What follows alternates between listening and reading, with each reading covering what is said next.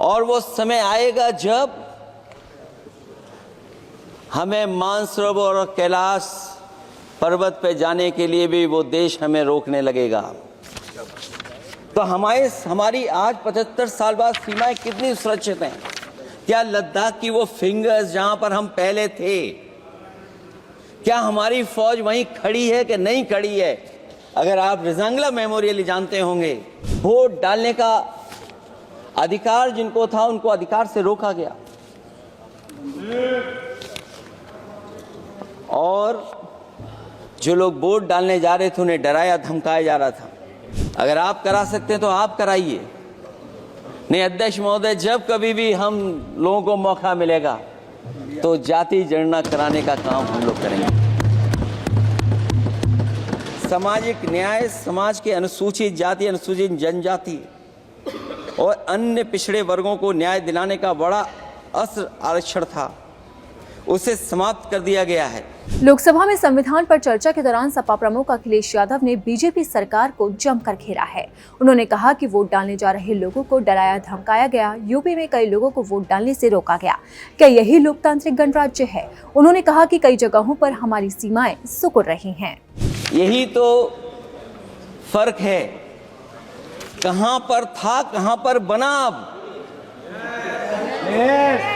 और अध्यक्ष महोदय, मैं सरकार को बताना चाहता हूं, अध्यक्ष जी मंत्री जानते होंगे, मंत्री जी, केवल 12 किलोमीटर सड़क बनी थी और पड़ोसी देश ने क्या क्या नहीं कहा गया।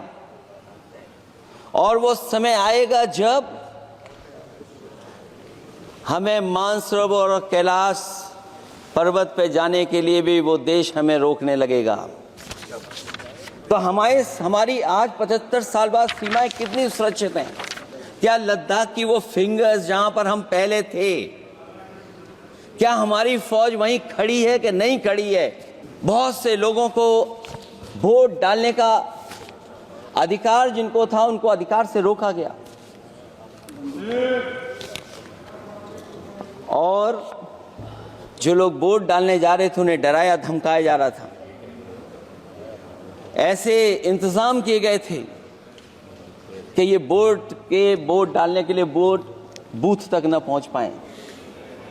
वो तस्वीरें अध्यक्ष महोदय न केवल हम लोगों ने देखी बल्कि पूरे देश और दुनिया ने देखी होंगी कि किस तरीके से उत्तर प्रदेश की सरकार के प्रशासन के इशारे पर एक पुलिस के अधिकारी ने महिलाओं को वोट से डालने से रोका और रिवॉल्वर दिखा करके कहा कि वोट डालने नहीं जाओगे। अखिलेश यादव ने जातीय जनगणना पर भी अपने बयान दिया। उन्होंने कहा कि हमें मौका मिला तो जातीय जनगणना हम जरूर करवाएंगे, ये नहीं करा पाए तो हम जातीय जनगणना कराएंगे। उन्होंने कहा कि डबल इंजन की सरकार में अब डिब्बे भी टकराने लगे हैं, न्याय मांगने के लिए आत्मदाह करना पड़ रहा है।